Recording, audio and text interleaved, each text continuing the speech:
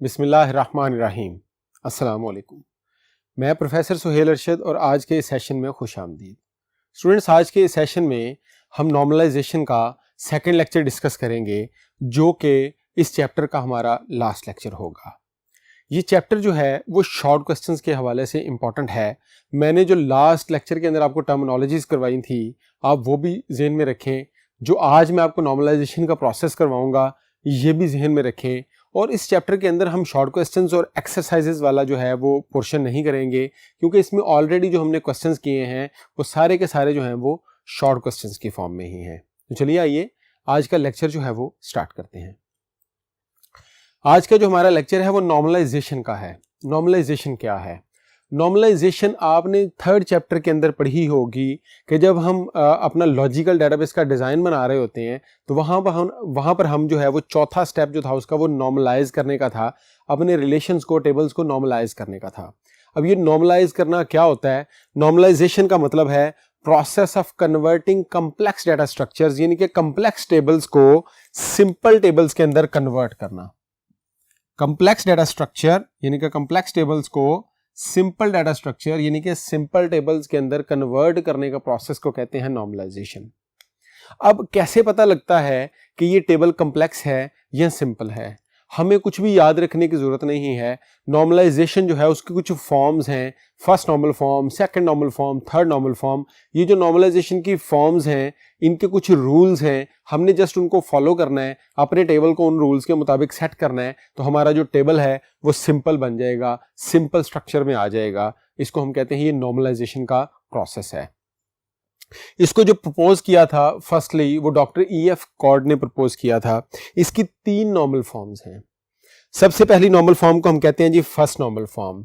इसका abbreviation 1NF भी होता है। 1NF यानी कि फर्स्ट नॉर्मल फॉर्म। अच्छा, तीनों नॉर्मल फॉर्म्स के अंदर मैंने जो रूल्स हैं वो उनको कोशिश की है कि वो एक जैसे हो जाएं ताकि आपको याद करने में आसानी रहे। यानी कि हम तीनों नॉर्मल फॉर्म्स में कुछ लाइन सेम लिखेंगे और सिर्फ नीचे रूल्स चेंज करते चले जाएंगे। फर्स्ट नॉर्मल फॉर्म में है जी a table is in first normal form if and only if. एक टेबल जो है वो फर्स्ट नॉर्मल फॉर्म में होता है इफ एंड ओनली इफ। इसी तरह से हम सेकंड नॉर्मल फॉर्म में भी लिखेंगे table is in second normal form if and only if. इसी तरह हम थर्ड नॉर्मल फॉर्म में भी लिखेंगे table is in third normal form if and only if. तो ये एक लाइन आपने याद कर लेनी है, अ table is in first normal form if and only if. अच्छा, हर नॉर्मल फॉर्म की 2 शर्तें हैं, आपने वो दोनों शर्तें जो है वो याद रख लेनी है। अब आपसे किसी भी तरह से इनमें से क्वेश्चन पूछा जाए तो आप आराम से जो है वो उसको लिख सकते हैं। A table is in first normal form if and only if। एक टेबल जो है वो फर्स्ट नॉर्मल फॉर्म में सिर्फ तब होगा जब पहली शर्त है जी प्राइमरी की इज बीइंग आइडेंटिफाइड। उसकी प्राइमरी की जो है वो मस्ट आइडेंटिफाई की होनी चाहिए। यानी कि हर टेबल के अंदर जो उसकी प्राइमरी कीज हैं आपने उनको आइडेंटिफाई लाजमी कर लेना है, पहली शर्त। और दूसरी शर्त है जी कि उसके अंदर रिपीटिंग ग्रुप्स नहीं होने चाहिए। ऐसे ग्रुप्स, ऐसे एट्रीब्यूट्स जिसमें एक से ज्यादा वैल्यूज आने के चांसेस हैं वो आपने इसमें से एलिमिनेट कर देने हैं, रिमूव कर देने हैं। तो जब आप ये 2 शर्तें पूरी करेंगे तो आपका टेबल फर्स्ट नॉर्मल फॉर्म में आ जाएगा। अब ये रिपीटिंग ग्रुप्स कौन से हैं? फॉर एग्जांपल हम स्टूडेंट्स का रिकॉर्ड एंटर कर रहे हैं और वहां पर हमने एक एट्रीब्यूट रखा हुआ है जी फोन नंबर, या एक एट्रीब्यूट रखा हुआ है सब्जेक्ट्स।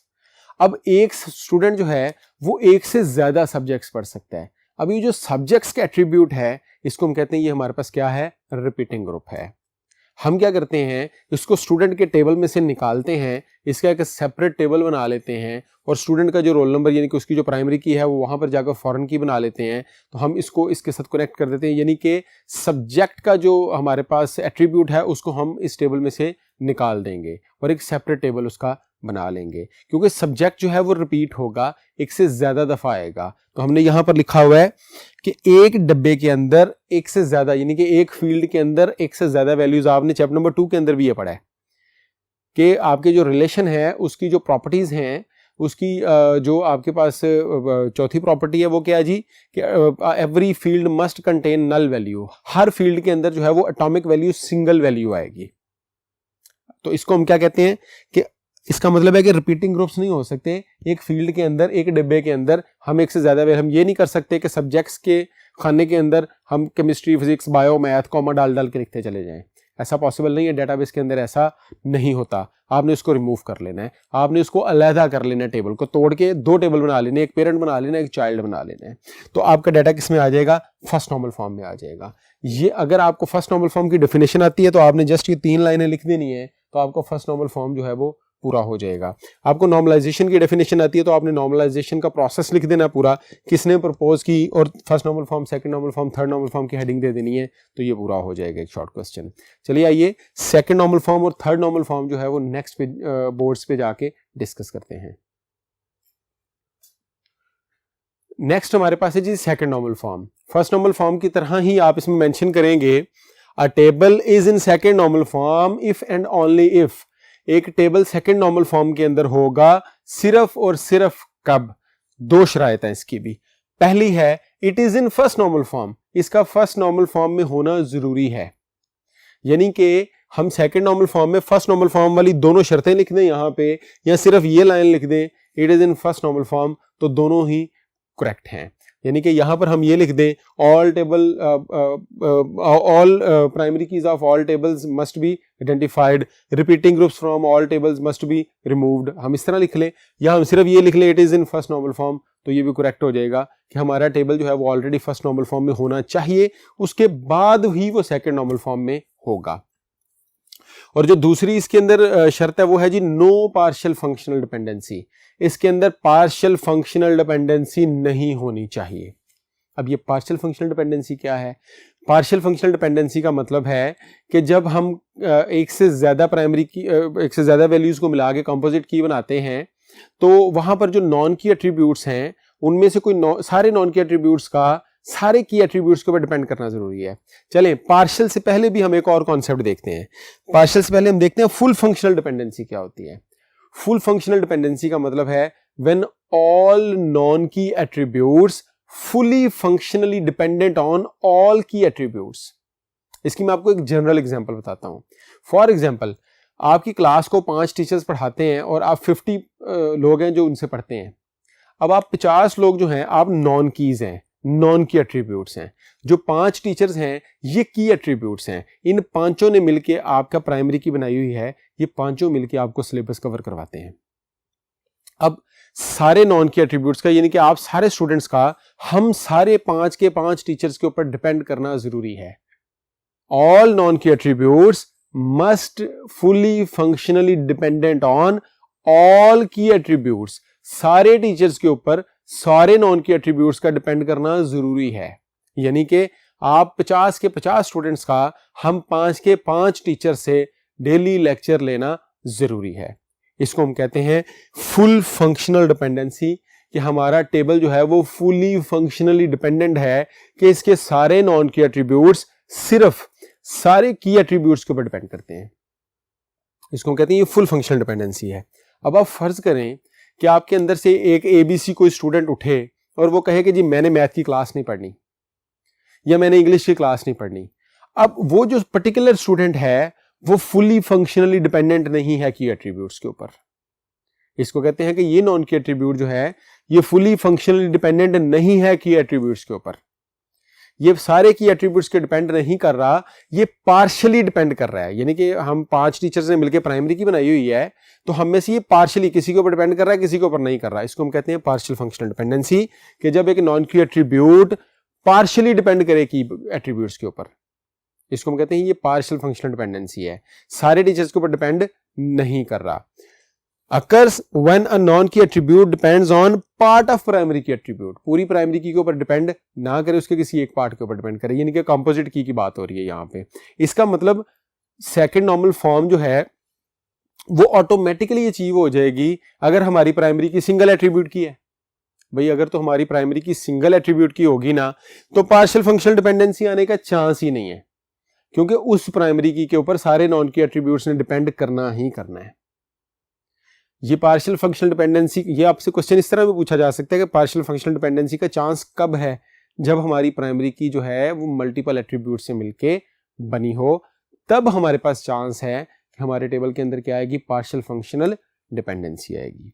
तो हमारे टेबल में पार्शियल फंक्शनल डिपेंडेंसी नहीं होनी चाहिए, फुल फंक्शनल डिपेंडेंसी होनी चाहिए कि सारे जो नॉन की एट्रीब्यूट्स हैं वो सारे के सारे की एट्रीब्यूट्स के ऊपर डिपेंड करें। ये मैंने लिखा हुआ है कि फॉर एग्जांपल मैंने ए और बी ये दो एट्रीब्यूट्स को मिला के प्राइमरी की बनाई हुई है, तो ए के ऊपर भी सारे के सारे नॉन की एट्रीब्यूट्स का डिपेंड करना जरूरी है और बी के ऊपर भी सारे के सारे नॉन की एट्रीब्यूट्स का डिपेंड करना जरूरी है। इसको हम कहते हैं ये फुल फंक्शनल डिपेंडेंसी है। अब यहां पर अगर आप नोट करें कि मैंने ये तीर का निशान लगाया हुआ है, एरो पॉइंट किया हुआ है यहां पे, तो इसमें जिस तरफ उसकी एरो की टेल है इसको हम कहते हैं ये डिटर्मिनेंट है। ये कॉन्सेप्ट आपने अपने ज़हन में रखने हैं।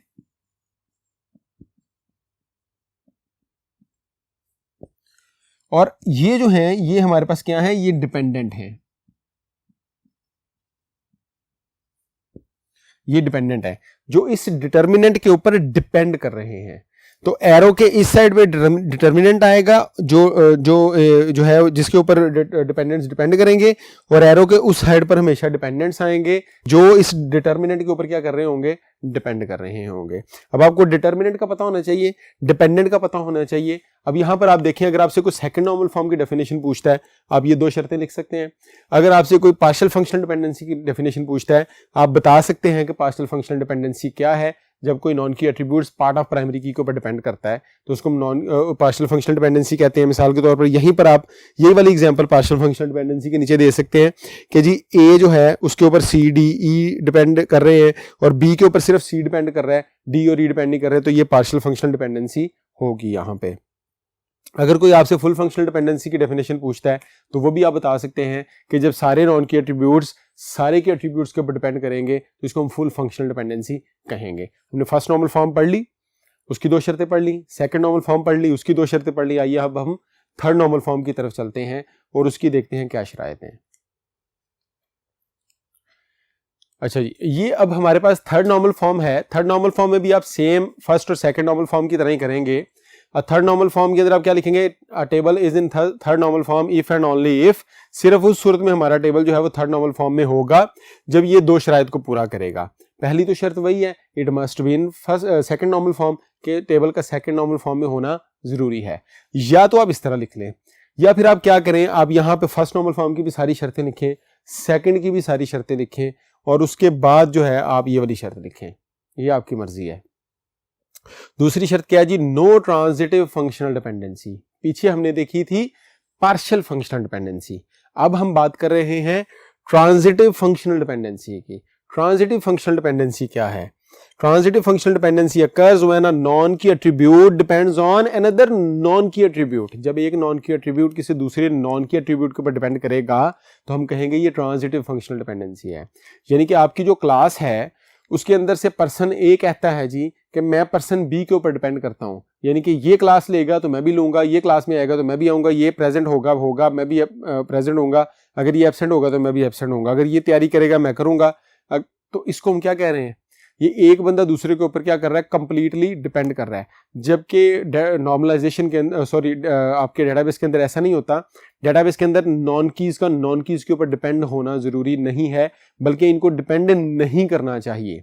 इसी को हम कहते हैं ये ट्रांजिटिव फंक्शनल डिपेंडेंसी है कि जब कोई एक नॉन की एट्रीब्यूट किसी दूसरी नॉन की एट्रीब्यूट के ऊपर डिपेंड करना शुरू कर दे तो हम क्या करते हैं, हम उस नॉन की एट्रीब्यूट को उठाते हैं जो डिपेंड कर रहा है और जिसके ऊपर वो डिपेंड कर रहा है उसको भी उठाते हैं और उनका एक अलग टेबल बना देते हैं। इसको हम कहते हैं हमारे पास क्या है, ट्रांजिटिव फंक्शनल डिपेंडेंसी। हमें पता लग गया कि थर्ड नॉर्मल फॉर्म जब पूछी जाएगी तो उसमें हम ये लिखेंगे, हमारे पास डिपेंडेंसीज में फुल फंक्शनल डिपेंडेंसी है जो होनी चाहिए, पार्शियल फंक्शनल डिपेंडेंसी है जो नहीं होनी चाहिए, ट्रांजिटिव फंक्शनल डिपेंडेंसी है जो नहीं होनी चाहिए। उसके बाद तीन टर्मिनोलॉजीज इस चैप्टर के अंदर और डिस्कस हुई हैं, insertion anomaly, deletion anomaly, modification anomaly. ये क्या है, जब हम डाटा इंसर्ट कर रहे होते हैं तो किसी भी नॉर्मल फॉर्म की वजह से जो प्रॉब्लम्स हमें फेस करनी पड़ती हैं, जो एनॉमलीज आती हैं, जो मसाइल आते हैं, उनको हम कहते हैं ये इंसर्शन एनॉमलीज हैं। जब हम डाटा डिलीट कर रहे होते हैं तो किसी भी नॉर्मल फॉर्म के ऊपर अगर हमने उसको कन्वर्ट नहीं किया, यानी कि नॉर्मल फॉर्म के ऊपर डाटा हमारा टेबल पूरा नहीं उतर रहा, तो उसकी वजह से जो डिलीट करते हुए मसाइल आएंगे उनको डिलीशन एनॉमलीज कहेंगे। इनकी एग्जांपल्स आपकी बुक में लिखी हुई हैं, आप हर नॉर्मल फॉर्म के साथ उसके नीचे जाकर उसकी एग्जांपल को देख सकते हैं। इसी तरह से मॉडिफिकेशन नॉर्मली क्या है, जब हम डाटा को अपडेट कर रहे होंगे तब हमें जो प्रॉब्लम्स पेश आएंगी, तब हमें जो मसाइल फेस करने पड़ेंगे, उनको हम कहते हैं ये हमारे पास मॉडिफिकेशन एनॉमलीज हैं। इसकी भी एग्जांपल जो है वो आपकी बुक के अंदर पड़ी हुई हैं। आपका ये पूरा का पूरा चैप्टर सिर्फ इतना ही था।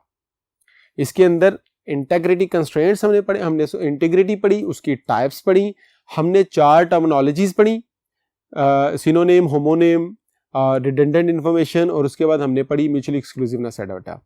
उसके बाद हमने इसके अंदर जो है वो नॉर्मलाइजेशन पढ़ी, क्या होती है, कम्प्लेक्स डाटा स्ट्रक्चर को सिंपल में कन्वर्ट करने का तरीका।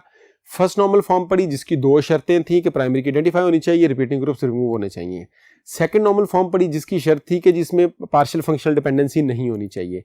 थर्ड नॉर्मल फॉर्म पढ़ी जिसकी शर्त थी इसके अंदर ट्रांजिटिव डिपेंडेंसी नहीं होनी चाहिए।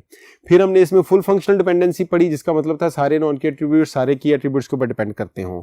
फिर हमने इसमें पार्शियल फंक्शनल डिपेंडेंसी पढ़ी कि जब नॉन की एट्रीब्यूट्स प्राइमरी की के किसी पार्ट के ऊपर डिपेंड कर रहा हो। फिर हमने ट्रांजिटिव डिपेंडेंसी पढ़ी कि जिसके अंदर हमने पढ़ा कि कोई नॉन की एट्रीब्यूट किसी दूसरे नॉन की एट्रीब्यूट के ऊपर डिपेंड कर रहा हो। फिर हमने ये 3 एनॉमलीज दिखी जो हमें फेस करनी पड़ती हैं जब हम डाटा इंसर्ट, अपडेट या डिलीट कर रहे होते हैं डाटाबेस के अंदर, अगर हमारा जो टेबल है वो नॉर्मलाइज नहीं है तो।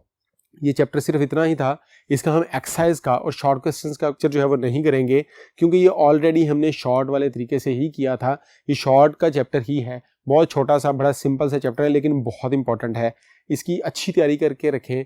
नेक्स्ट लेक्चर में इंशाल्लाह ताला दोबारा मुलाकात होगी। तब तक के लिए अपना ख्याल रखें। अल्लाह हाफिज़।